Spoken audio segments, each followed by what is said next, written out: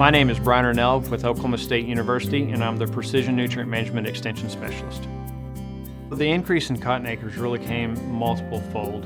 One is that especially in that 17 and 18 time frame, we had low market price for wheat, soybean, and sorghum. And in the cotton, you had the release of new genetics. So you had dicamba tolerant and 2,4-D tolerant cotton varieties released in that time frame when all the other markets were low. And so having these tolerance crops and having the market push really blew that up. The first year they came in, they had an increase from about 250 to almost 400, 500,000 acres, and it was one of the best cotton years we'd seen statewide.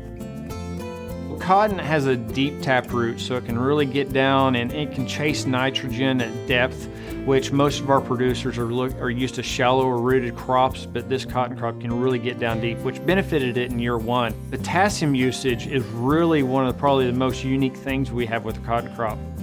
My name is Dr. Cristie Preston. I'm a senior agronomist with Nutrien. One of the most important roles that potassium plays within a cotton plant is water use efficiency. Potassium helps regulate the movement of water and air in and out of the plant. That specifically is important in Oklahoma, where we might have periods of drought. During boll load, the cotton crop is really just sucking up the potassium. It is pulling up anywhere from 2 to 4 pounds of potassium per day in a high-yielding cotton crop. And it takes a really strong root structure to be able to have enough root interception to get access to that much potassium to bring it up during peak boll load. If cotton plants are stressed due to potassium deficiency, that can lead them to be susceptible to smaller root development and therefore be susceptible to disease and pest pressures as well as drought stress. So when it comes to growth stages for cotton, 70% of the potassium that's taken up and utilized by the plant occurs after bloom. So adequately fertilizing with potassium could allow for a cotton plant to adequately use moisture and therefore not be as susceptible to drought stress.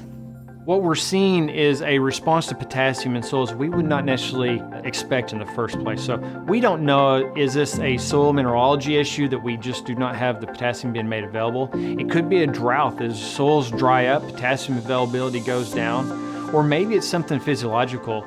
There's been hypothesis that our new crop, as we increase the boll load and increase the yield of cotton as it goes forward, that we're not keeping up with the rooting structure, that we may not have the same roots for a 5-bell cotton crop that we did for a 2-bell cotton crop. So without that root exploration, maybe we're seeing some deficiencies there and that we're just not exploring enough soil volume to bring in that 2 to 4 pounds of potassium per day.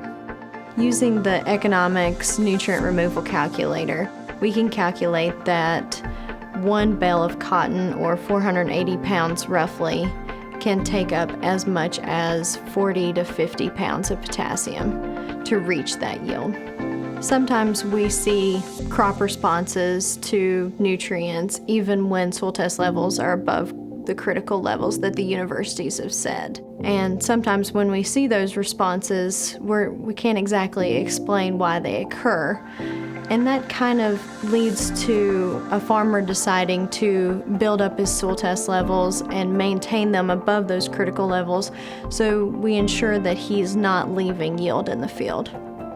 Well, Oklahoma State's recommendation is 140 ppm as far as the critical level. Anything below that, we really need to be applying potassium to bring it on up.